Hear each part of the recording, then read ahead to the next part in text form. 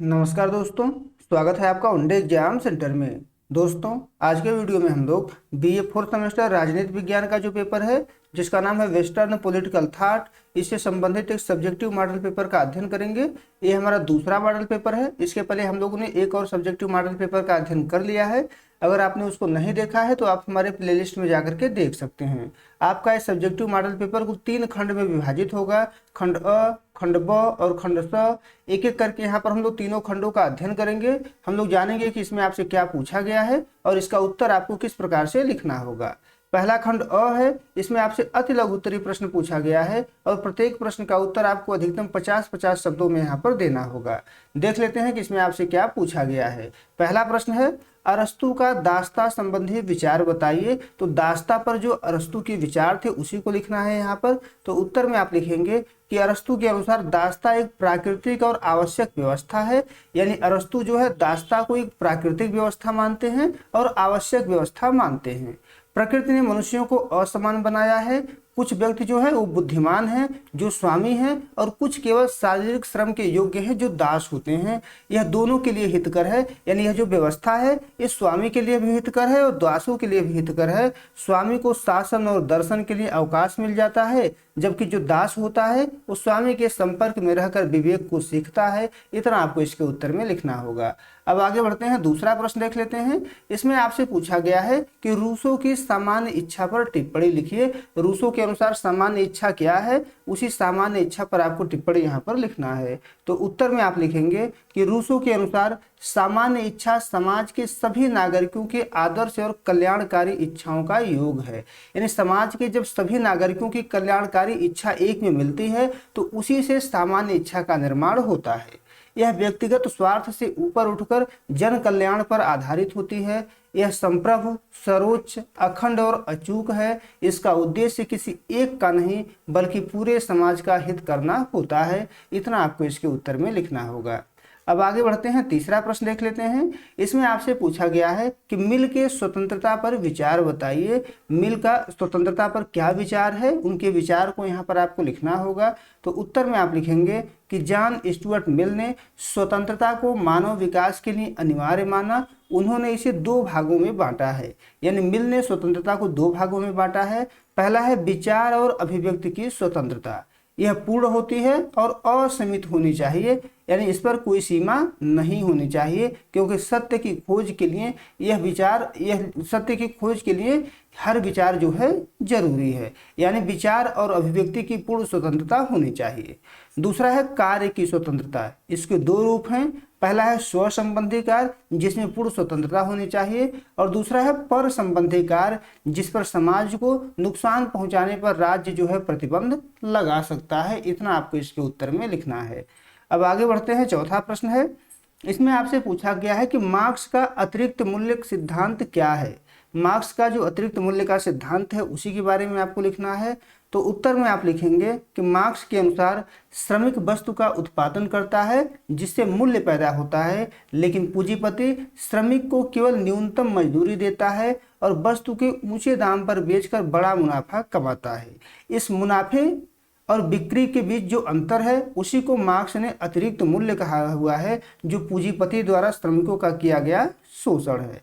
जैसे अगर कोई व्यक्ति मजदूर है और वो जो है 10 रुपया मूल्य उत्पादित करता है और पूंजीपति जो है उसको 10 रुपये में बेच रहा है, जितना का उत्पादन किया है उतने में बेच रहा है, लेकिन मजदूरी कितना दे रहा है, इसको 2 रुपये दे रहा है। अगर 2 रुपये मजदूरी दे रहा है और 2 रुपये और लागत लगा हो, 4 रुपया हम इसमें से निकाल लेते हैं, तो 6 रुपया क्या हो गया, अतिरिक्त मूल्य हो गया, जो मजदूर को मिलना चाहिए था, क्योंकि उसके द्वारा ही इस वस्तु का उत्पादन किया गया है, जबकि उसको नहीं मिल रहा है। पूंजीपति जो है लाभ के रूप में उसे अपने पास रख रहा है। यही जो है अतिरिक्त मूल्य है और मार्क्स का मानना है यह पूंजीपति के द्वारा मजदूर का किया गया शोषण है। अब आगे बढ़ते हैं, 5वां प्रश्न देख लेते हैं। इसमें आपसे पूछा गया है कि मैकियावेली के मानव स्वभाव संबंधी विचार बताइए। तो मैकियावेली मानव स्वभाव पर क्या सोचते हैं, क्या विचार रखते हैं, इसी के बारे में आपको लिखना है। तो उत्तर में आप लिखेंगे कि मैकियावेली ने मनुष्य को स्वभाव से स्वार्थी, लालची, कायर और धोखेबाज माना है। उनका कहना है कि मनुष्य केवल अपने स्वार्थ के लिए दूसरों से जुड़ता है। उनका एक प्रसिद्ध कथन है कि मनुष्य अपने पिता के हत्यारों को तो भूल सकता है, लेकिन अपनी पैतृक संपत्ति छीनने वाले को नहीं भूलता। इसलिए राजा को सख्ती से शासन करना चाहिए। मूलतः मैकियावेली का जो मानव स्वभाव संबंधी विचार है वो यही है कि मनुष्य जो है स्वार्थी है, लालची है, कायर है और धोखेबाज है। इतना ही आपको इसके उत्तर में लिखना है। अब आगे बढ़ते हैं, खंड ब देख लेते हैं। इसमें आपसे लघु उत्तरीय प्रश्न पूछा गया है और प्रत्येक प्रश्न का उत्तर आपको अधिकतम 200 शब्द में यहाँ पर देना होगा। देख लेते हैं कि इसमें आपसे क्या पूछा गया है। दूसरा प्रश्न है, बेंथम के उपयोगितावाद का मूल्यांकन कीजिए। तो बेंथम के द्वारा जो उपयोगितावाद का सिद्धांत दिया गया था उसी सिद्धांत का मूल्यांकन आपको यहाँ पर करना है। तो उत्तर में आप लिखेंगे कि जेरेमी बेंथम को उपयोगितावाद का जनक माना जाता है। उनका यह सिद्धांत अधिकतम व्यक्तियों का अधिकतम सुख के मूल मंत्र पर आधारित है। बेंथम ने सुख और दुख को मानव जीवन के दो संप्रभु यानी कि स्वामी माना है और किसी भी कार्य या कानून की अच्छाई को उसकी उपयोगिता से आंका है। बेंथम के उपयोगितावाद का मूल्यांकन इसके गुण और दोष के आधार पर किया जाता है। पहले हम लोग गुणों को देखेंगे कि बेंथम के उपयोगितावाद में कौन कौन से गुण पाए जाते हैं। बेंथम के उपयोगितावाद का पहला गुण है व्यवहारिक और यथार्थवादी, यानी यह जो उपयोगितावाद है यह व्यवहारिक है और यथार्थवाद पर आधारित है। यह सिद्धांत काल्पनिक नैतिकता के बजाय मानव स्वभाव के व्यवहारिक पक्ष यानी सुख की इच्छा पर आधारित है। दूसरा जो गुण है वह लोकतांत्रिक और जन कल्याणकारी। यह विचार जो है लोकतांत्रिक भी है और जन कल्याणकारी भी है। अधिकतम व्यक्तियों के सुख का लक्ष्य लोकतंत्र की नींव रखता है और राज्य को जन कल्याणकारी कार्य करने की प्रेरणा देता है। तीसरा है कानूनी सुधार। बेंथम ने इस कसौटी का उपयोग करके इंग्लैंड के जटिल कानूनों और दंड व्यवस्था में बड़े सुधारात्मक बदलाव किए हुए हैं। अब दोष देख लेते हैं। इसी दोषों के आधार पर जो है आलोचकों के द्वारा आलोचना इस सिद्धांत का किया जाता है। पहला दोष है अत्यधिक भौतिकवादी, यानी यह जो सिद्धांत है वो अत्यधिक भौतिकवादी है। आलोचकों ने इसे सुअरों का दर्शन कहा है क्योंकि यह केवल शारीरिक और मात्रात्मक सुख पर बल देता है। दूसरा देख लेते हैं। दूसरा दोष है गुणवत्ता की उपेक्षा, यानी इस दर्शन में गुणवत्ता की उपेक्षा की गई है। बेंथम सुखों में केवल मात्रात्मक भेद मानते हैं, गुणात्मक भेद नहीं मानते हैं।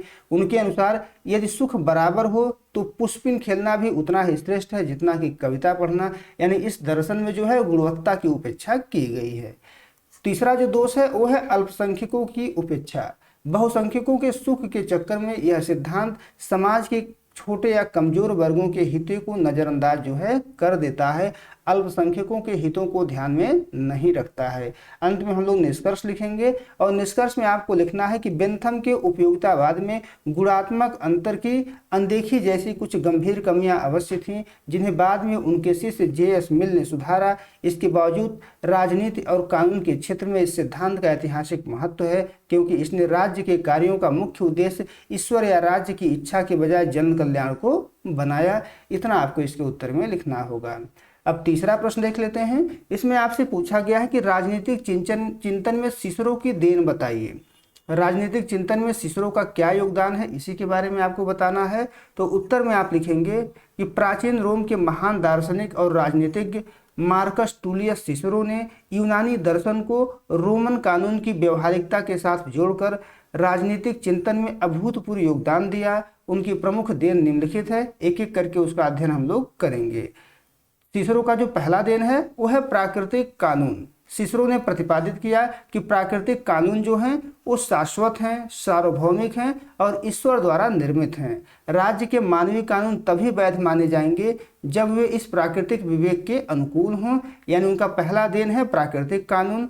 दूसरा है मानवीय समानता। अरस्तु के दास्ता संबंधी विचारों को नकारते हुए सिसरो ने माना कि प्रकृति ने सभी मनुष्यों को समान विवेक दिया है, इसलिए सभी मनुष्य जो है बुनियादी तौर पर समान हैं, यानी मानवीय समानता इनकी दूसरी देन है। तीसरी देन है गणराज्य की अवधारणा, यानी सिसरो के द्वारा गणराज्य की अवधारणा भी दी गई है।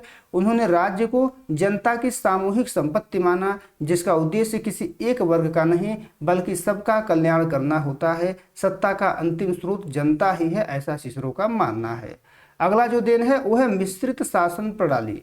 उन्होंने स्थिरता के लिए राजतंत्र, कुलीन तंत्र और लोकतंत्र के मिश्रण से बनी सरकार का समर्थन किया। अंत में हम लोग निष्कर्ष लिखेंगे और निष्कर्ष में आपको लिखना होगा कि सिसरो के इन विचारों ने आगे चलकर मध्यकालीन ईसाई दर्शन और आधुनिक युग के जॉन लॉक और रूसो जैसे विचारकों को गहराई से प्रभावित किया। इतना आपको इसके उत्तर में लिखना होगा। अब आगे बढ़ते हैं। अगला जो प्रश्न है वो है प्लेटो के साम्यवादी सिद्धांत की विवेचना कीजिए। प्लेटो के द्वारा जो साम्यवादी सिद्धांत दिया गया था उसी सिद्धांत के बारे में आपको यहाँ पर बताना है। तो उत्तर में आप लिखेंगे कि प्लेटो ने अपने ग्रंथ रिपब्लिक में एक आदर्श राज्य की स्थापना के लिए न्याय को आधारशिला माना। यानी प्लेटो का मानना है कि अगर हम आदर्श राज्य की स्थापना करना चाहते हैं तो न्याय जो है उसमें सबसे महत्वपूर्ण है। न्याय जो है राज्य का आधारशिला है। इस न्याय को व्यवहारिक रूप देने और शासकों को भ्रष्टाचार से दूर रखने के लिए उन्होंने साम्यवाद का सिद्धांत दिया। यानी न्याय को राज्य में स्थापित करने के लिए प्लेटो ने साम्यवाद का सिद्धांत दिया था। प्लेटो का मानना था कि सत्ता और संपत्ति का एक साथ होना पतन का कारण जो है बनता है। अब देख लेते हैं कि इनके साम्यवाद का रूप किस प्रकार से है। प्लेटो की साम्यवादी व्यवस्था आधुनिक साम्यवाद की तरह पूरे समाज पर लागू नहीं होती, बल्कि यह केवल संरक्षक वर्ग यानी शासक हो गए, दार्शनिक हो गए और सैनिक हो गए, इनके ऊपर ही यह केवल लागू होता है। और इसके दो मुख्य भाग हैं। पहला है संपत्ति का साम्यवाद। शासक और सैनिक वर्ग के पास कोई निजी संपत्ति, भूमि या सोना चांदी नहीं होगा। वे राज्य द्वारा निर्मित सार्वजनिक बैरकों में रहेंगे और एक साथ भोजन करेंगे। उनका भरण पोषण उत्पादक वर्ग द्वारा किया जाएगा। इससे वे धन के लालच से मुक्त होकर जन कल्याण करेंगे। इस संपत्ति का साम्यवाद हो गया। दूसरा है परिवार या स्त्रियों का साम्यवाद।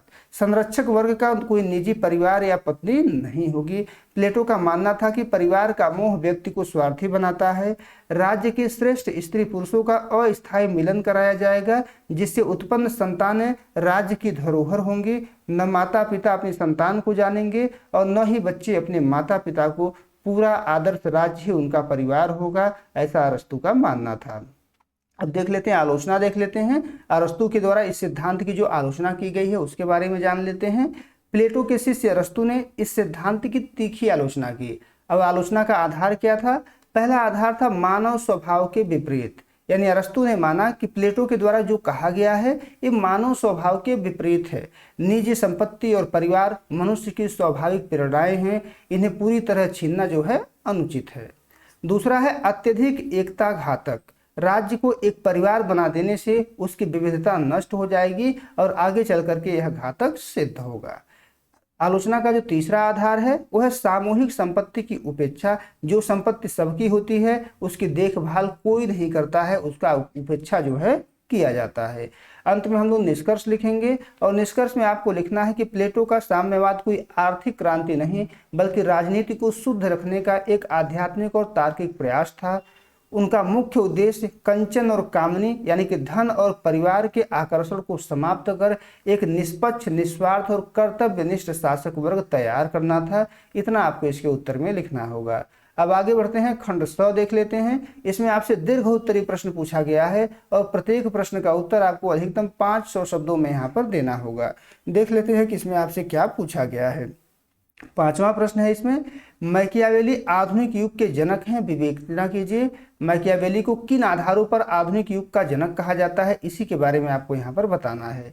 तो उत्तर में आप लिखेंगे कि इतावली पुनर्जागरण के महान सूत्रधार निकोलो मैकियावेली को निर्विवाद रूप से आधुनिक राजनीति विज्ञान का जनक माना जाता है। प्रसिद्ध इतिहासकार डनिंग ने उनके बारे में लिखा है कि वह अपने युग का शिशु था। मध्यकाल में राजनीति, धर्म, चर्च और ईश्वरीय नियमों के अधीन थी। मैकियावेली ने पहली बार राजनीति को इन काल्पनिक और आध्यात्मिक जंजीरों से मुक्त कर व्यवहारिक धरातल पर ला करके खड़ा किया। उनकी अमर कृति द प्रिंस आधुनिक व्यवहारिक राजनीति का बाइबल मानी जाती है। अब देख लेते हैं कि किन आधारों पर मैकियावेली को आधुनिक राजनीति विज्ञान का जनक या आधुनिक युग का जनक जो है कहा जाता है। मैकियावेली के चिंतन में कौन से सत्य थे जिन्होंने मध्यकाल का अंत कर आधुनिक युग की नींव रखी, इसे हम निम्नलिखित बिंदुओं के माध्यम से समझ सकते हैं। पहला बिंदु है राजनीति का धर्म और नैतिकता से पूर्ण पृथक्करण। यानी मैकियावेली ने कहा कि राजनीति अलग चीज है, धर्म और नैतिकता जो है अलग चीज है। मैकियावेली से पहले राजनीति को धर्म की एक उपशाखा माना जाता था। मैकियावेली ने पहली बार घोषणा की कि राजनीति का धर्म और व्यक्तिगत नैतिकता से कोई लेना देना नहीं है। उन्होंने दोहरी नैतिकता का सिद्धांत दिया, एक आम नागरिक के लिए और दूसरे राजा के लिए। उन्होंने स्पष्ट किया कि राज्य को बचाने के लिए राजा को धोखा, क्रूरता या झूठ का सहारा लेना पड़े तो वही सही है। उनका प्रसिद्ध सूत्र था कि साध्य ही साधनों का औचित्य सिद्ध करता है, अर्थात यदि उद्देश्य राज्य की रक्षा है, उद्देश्य महान है, तो साधन चाहे कैसा भी हो उसे सही जो है माना जाएगा। दूसरा आधार है आधुनिक राष्ट्र राज्य की अवधारणा। यानी मैकियावेली के द्वारा आधुनिक राष्ट्र राज्य की अवधारणा दिया गया, इसके कारण भी उनको आधुनिक युग का जनक जो है कहा जाता है। मैकियावेली के समय इटली 5 छोटे छोटे राज्यों में विभाजित था और आंतरिक कलह तथा विदेशी आक्रमणों से त्रस्त था। मैकियावेली ने बिखरे हुए इटली को एक सूत्र में पिरोने के लिए एक शक्तिशाली केंद्रीकृत सत्ता की वकालत की। उन्होंने ही सर्वप्रथम राजनीतिक साहित्य में स्टेट यानी कि राज्य शब्द का आधुनिक अर्थ में प्रयोग किया। आज का वैश्विक ढांचा इन्हीं राष्ट्र राज्यों पर टिका हुआ है। तीसरा आधार देख लेते हैं।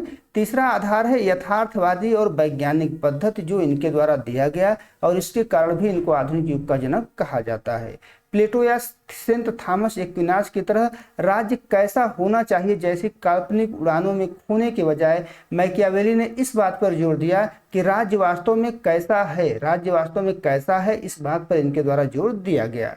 उन्होंने इतिहास के अनुभवों और अपने समय के राजनीतिक परिस्थितियों का पक्ष पर्यवेक्षण किया। यह अनुभववादी और यथार्थवादी दृष्टिकोण ही आधुनिक विज्ञान की पहचान है। अब चौथा आधार देख लेते हैं। चौथा आधार है संप्रभुता और शक्ति राजनीति का उदय। मैकियावेली ने राजनीति के केंद्र में ईश्वर को हटा करके शक्ति को स्थापित किया।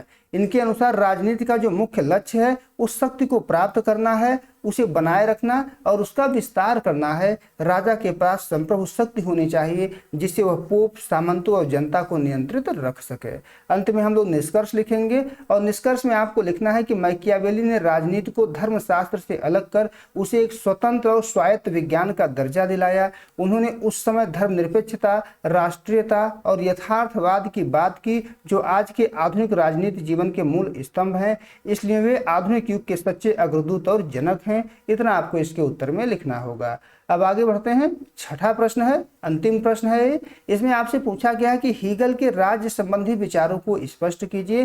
हीगल के जो राज्य संबंधी विचार हैं उन्हीं विचारों के बारे में आपको यहाँ पर बताना है। तो उत्तर में आप लिखेंगे कि जर्मन आदर्शवादी विचारक जॉर्ज विल्हेम फ्रेडरिक हीगल के राजनीतिक दर्शन में राज्य का विचार सबसे केंद्रीय और महत्वपूर्ण है। हीगल ने राज्य को कोई कृत्रिम या मानवीय समझौता नहीं माना बल्कि उसे एक ईश्वरीय और आध्यात्मिक अभिव्यक्ति के रूप में देखा है। उनका प्रसिद्ध कथन है कि राज्य पृथ्वी पर ईश्वर का अवतरण या उसकी यात्रा है। यानी इनका मानना है कि राज्य जो है वो ईश्वर के द्वारा ही बनाया गया है, एक तरीके से ईश्वर का ही अवतरण है, ईश्वर की ही यात्रा है। उनके अनुसार राज्य मानवीय चेतना के क्रमिक विकास की सर्वोच्च अवस्था है। अब देख लेते हैं कि हीगल के राष्ट्र संबंधी विचारों के मुख्य स्तंभ कौन कौन से हैं। पहला है द्वंद्वात्मक पद्धति और राज्य का विकास। हीगल के अनुसार राज्य का विकास उनके प्रसिद्ध द्वंद्वात्मक सिद्धांत के माध्यम से हुआ। उन्होंने मानव चेतना के सामाजिक विकास के 3 चरणों में देखा हुआ है। पहला है वाद। यह प्रेम, संस्कार और परोपकार पर आधारित है, लेकिन इसका दायरा केवल अपने खून के रिश्तों तक सीमित होता है, यानी परिवार तक ही सीमित होता है। दूसरा है प्रतिवाद। यह आधुनिक आर्थिक समाज है जहां लोग अपने निजी स्वार्थ के लिए काम करते हैं और आपस में प्रतिस्पर्धा करते हैं। यहाँ परिवार का सामूहिक प्रेम समाप्त हो जाता है और व्यक्ति केवल खुद के बारे में सोचता है, जैसे हो गया नागरिक समाज। तीसरा है संवाद। यह परिवार के प्रेम और नागरिक समाज की व्यवहारिकता का अनूठा समन्वय है। राज्य में आकर व्यक्ति का स्वार्थ और समाज का हित दोनों एक हो जाते हैं, इसलिए राज्य विकास की अंतिम और सर्वश्रेष्ठ अवस्था है। इसको संवाद जो है ये। आगे बढ़ते हैं, दूसरा बिंदु देख लेते हैं। यह राज्य एक सावयव संस्था है। राज्य क्या है? एक सावयव संस्था यानी शरीर की भांति है। हीगल राज्य को एक सावयव यानी जीवित शरीर की तरह मानते हैं। जिस प्रकार शरीर के अंगों का महत्व शरीर से अलग होकर कुछ नहीं रहता, उसी प्रकार किसी भी नागरिक का जो अस्तित्व है, उसकी जो पहचान है, उसके अधिकार जो है राज्य के भीतर ही संभव है, राज्य के बाहर संभव नहीं है। राज्य अपने आप में साध्य है और व्यक्ति केवल उसका साधन है, ऐसा हीगल का मानना था। तीसरा बिंदु है राज्य और स्वतंत्रता का अंतर संबंध। आमतौर पर माना जाता है कि राज्य के कानून व्यक्ति की स्वतंत्रता को कम करते हैं, लेकिन हीगल इसके विपरीत तर्क देते हैं। उनके अनुसार राज्य के कानूनों का पालन करना ही वास्तविक स्वतंत्रता है। क्योंकि राज्य साक्षात विवेक और बुद्धि का रूप है, इसलिए राज्य की इच्छा का पालन करने में ही व्यक्ति की वास्तविक और नैतिक इच्छा की पूर्ति होती है। अब चौथा बिंदु देख लेते हैं। चौथा है सर्वशक्तिमान और निरंकुश राज्य। हीगल का राज्य आंतरिक और बाहरी दोनों रूपों में पूरी तरीके से संप्रभु और सर्वोच्च है। उसे अंतर्राष्ट्रीय स्तर पर किसी भी नैतिक नियम या अंतर्राष्ट्रीय कानून को मानने के लिए विवश नहीं किया जा सकता। राज्य स्वयं नैतिकता का निर्माता है, इसलिए राज्य कभी गलत नहीं हो सकता। हीगल ने राष्ट्र की एकता के लिए युद्ध का भी समर्थन किया, क्योंकि उनका मानना था कि युद्ध नागरिकों में देशभक्ति की भावना को जगाता है और राज्य को पतन से जो है बचाता है। आलोचना देख लेते हैं। इसका आलोचना भी किया जाता है इनके सिद्धांत का। अति आदर्शवाद के कारण हीगल के इस सिद्धांत की तीखी आलोचना हुई।